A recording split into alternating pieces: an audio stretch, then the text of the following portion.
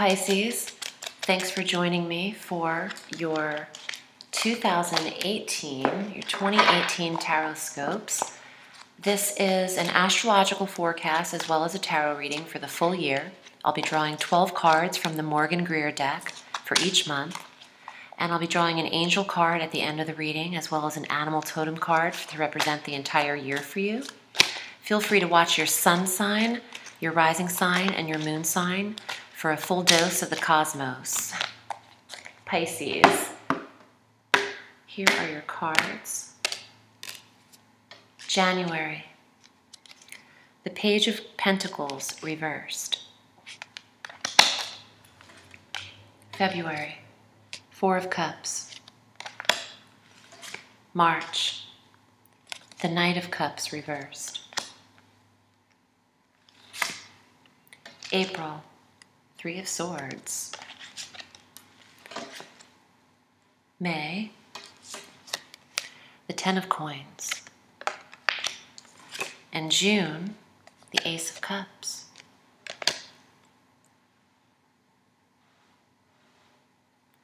Let's draw the remainder of the cards. If you're not used to seeing me use the cards and my hands, you probably haven't seen me on VIMEO on demand, which is where I do these readings. These are very different. This particular type of spread is an annual reading. So feel free to book with me a 60 or 90-minute session and suggest the annual reading in the comments section.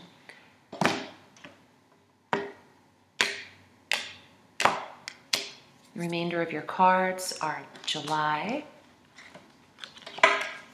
August, September, October, November, and December. Okay, Pisces, I'm not surprised we start off with a reversed card here because Mercury, I'm sorry, not Mercury. It is eclipse season. So everything's kind of topsy-turvy. When we start the year, we have our full moon on January 1st at 11 degrees of Cancer in your 5th house of true love and romance. This could be applied to an earth sign male, Taurus, Capricorn, or Virgo. Having this reversed also suggests that you're feeling insecure about your finances at this time, how much you have accrued in wealth or earnings.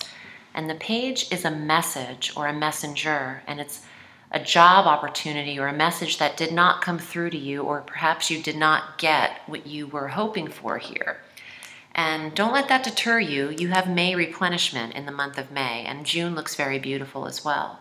But starting out in July, there's some trepidation around your earnings and what you've accrued yet so far. We also have our full moon total lunar eclipse at 11 degrees of Leo in the 6th house of health and wealth, which is exactly what this energy is with the Page of Coins. So the full moon total lunar eclipse, the blue moon energy, bringing closure to a work position or an opportunity in your life, could have you feeling emotional, and with it is attached to emotional energy, the Four of Cups. This is again eclipse season. Heading into February on the 15th, we have our new moon solar eclipse at 27 degrees of Aquarius in the 12th house of closure and intuition. And Pisces, you naturally govern the 12th house on the solar wheel.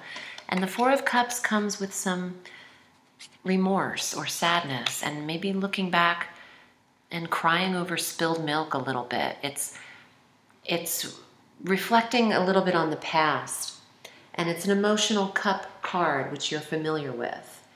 There's a forlorn and even despondent energy to the Four of Cups, and you could be receiving some intuition or spiritual guidance in the month of February. And during eclipse period, we tend to. The 12th house is your intuition and psychic ability. Your dreams could be very heightened in the time frame of February. Going into March, doesn't surprise me that this is retrograde or reverse because we have retrograde planets in March. The Knight of Cups is another message, and you might not get it because Mercury is retrograde, or there's a delay in the receipt of this message.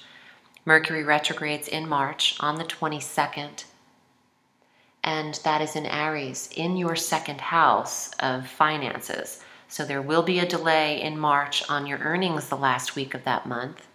Jupiter, however, retrogrades on the 8th of March in Scorpio, in your 9th house of foreign travel, and what is at a distance to you. So again, March isn't a month of direct action. It's a month of honing in on your intuitiveness and accumulating all of the facts behind the scenes. And some of these scenes need to be investigated because I'm getting that some of you don't pick up a message because of the communication planet being retrograde. Or maybe you got a message that you did not like. You heard from someone from the past, Mercury retrograde, and it wounded you a little bit. It might have put a blow to the ego, or dampened, dampened the emotional building of some kind of intimacy that you thought was happening or you planned upon. And there's a letdown here turning into April. On April 15th, Mercury goes direct at 4 degrees of Taurus in this third house of communications. And maybe Pisces didn't like what they received. Maybe you were heartbroken. Those of you in relationship or marriage could be dealing with some loss in April or heartache. However, there's a new moon at 26 degrees of Aries in April, and this brings more security to your resources and a new development in terms of your earnings. And you can see the benefit of this in May, because May is the 10 of coins, and you have fulfillment, family money, inheritance, an accrual of resources because you're in combination with your spouse or a shared resources element of your life. And in May, Mars, the planet of energy and stamina, enters Aquarius in your 12th house, and you intuitively know how to earn your highest potential. Mars is in your 12th house of intuition until November 16th of this year. He retrogrades briefly in August and November, so these might be reversed. We'll see what happens. But I love May for your earnings month, your career development, your progression forward in family and with your spouse's money, or anywhere you're investing your money, your IRAs, your Roth IRAs, your Fidelity plan, whatever's happening in the 401k. This is all powerful if you've got any of those going on.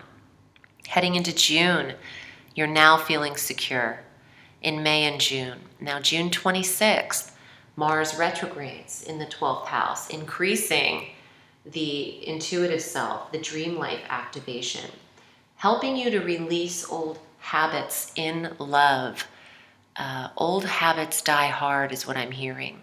And some of you are requiring a sense of fulfillment in your marriages or your accrual of wealth together as a powerful unit. This could be a power couple vibe right there. The Ace of Cups is the essence of joy and just peace in matters of the heart. So you definitely get replenished energy from April to June here.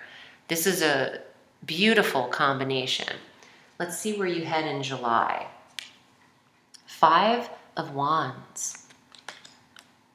August. 2 of Swords reversed. September, Hangman.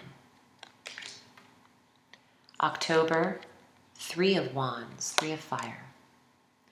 November, Knight of Swords. And December, the Page of Swords. Wow. So July is another eclipse month. This is some aggravated energy with the 5 of Wands being competition and striving for first place, striving for the creative limelight. On the 12th of July, we have a new moon partial solar eclipse at 20 degrees of Cancer in your 5th house, 5th house of creative energy and entrepreneurial energy. Are you owning your own business? If so, do you have your business license? Or are you just saying you're owning your own business? Are you really an entrepreneur? Or do you have those bank accounts? This is suggesting a test for you to either be what you really say you are and to start competing with your viable, worthy contenders, or get out of the race. So the Five of Wands is saying, who are you battling? Are you even participating in the fight? We have a Mercury retrograde on the 26th of July at 23 degrees of Leo in fire, in the 6th house of work and how you're working and who you're competing with. And it's also the sector of your health. So you don't want to be too aggro. You want to watch anything that tends to do with red, blood pressure, veins, high blood pressure or aggression or tone needs to be watched in July.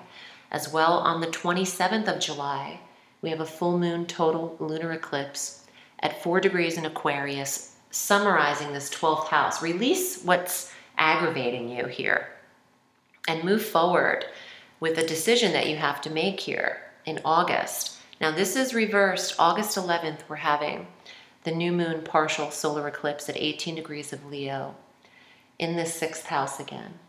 So you have a decision to make about how you're working and what you do for a living.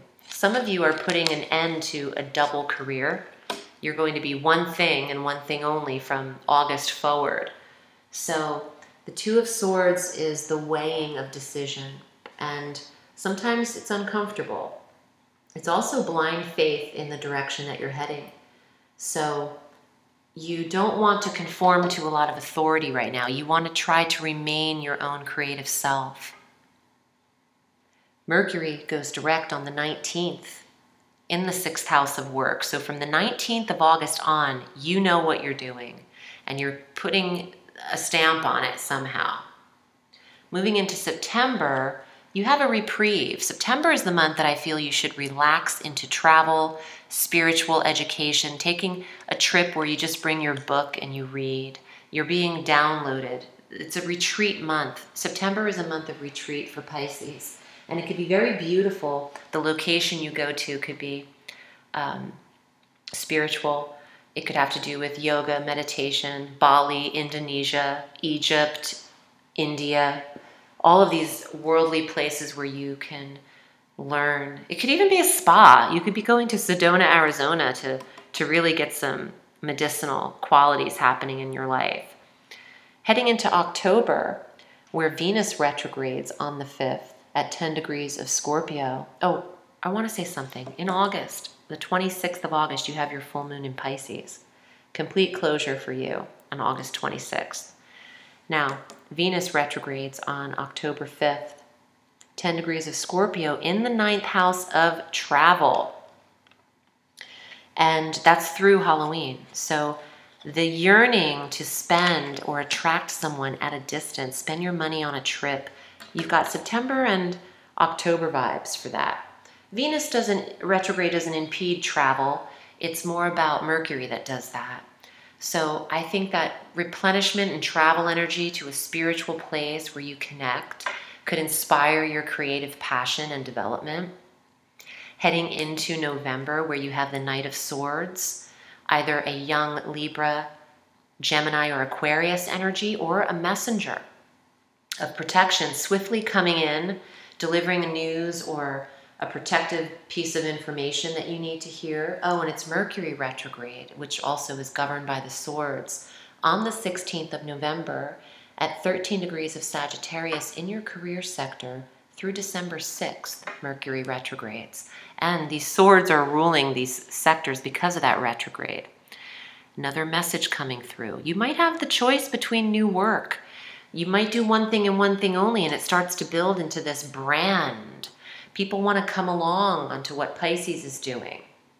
On the 22nd of December, full moon at 0 degrees of Cancer in the 5th house of creative entrepreneurial energy. So Pisces is brewing something, and it took you a minute to get it started up in here, the first 4 months. But I'm loving May and June. July, you have to watch the tempo and aggravated energy. It's eclipse period again, and we'd get feisty and testy. But I'm thinking that you've got a plan. Ooh, I'm not going to shuffle too much. This wants to come out for you. This is your angel card, Pisces. Aurora. You're flying high right now, which may threaten others. But don't descend, because others will soon become inspired by your example. Fire, inspiration. So, yeah, you're planning something, and you need to have it manifest in its totality, and it takes some time.